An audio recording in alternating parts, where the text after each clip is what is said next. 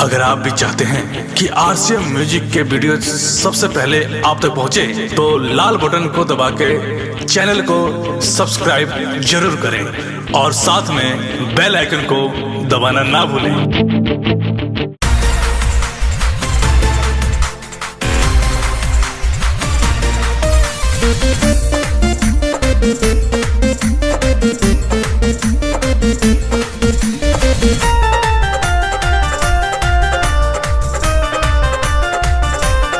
सेज को आओ तो नइकी अब तो हमरा शौक होता।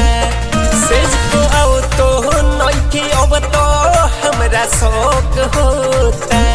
हाँ शौक होता। हमरा पकड़ू के दोसरे संग सब होता। हमरा रजऊ के दोसरे संग सब होता। सेज को आओ तो नइकी अब तो हमरा शौक होता। हमरा भतरू के दोसरे संगे सब होता। हमरा रजऊ के दोसरे संगे सब होता।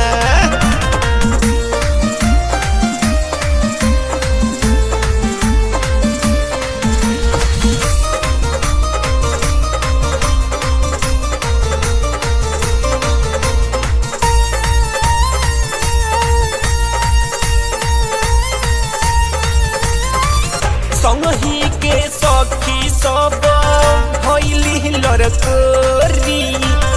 आजले न छुअल मुहना कचोरी। भीतर के दुख केकरा से कही। संगही के सखी सब भइली लड़कोरी। आजले न छुअल मुहना कचोरी। लहंगा छोड़ता वे पानी पारमोन को रोता।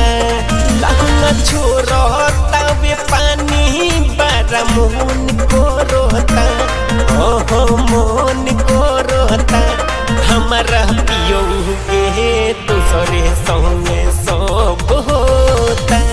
हमारा रजऊ के दूसरे संगे सब होता।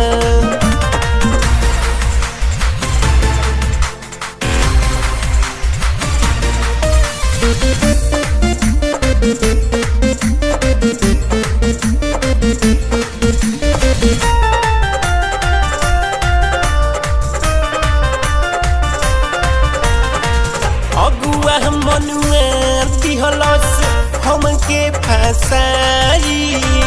रोही तो मारा दाची हतरा भेटाइल। ए सखी आज ले ना छुअलस। अगुआ मनुआ दिहलस हमके फसाई।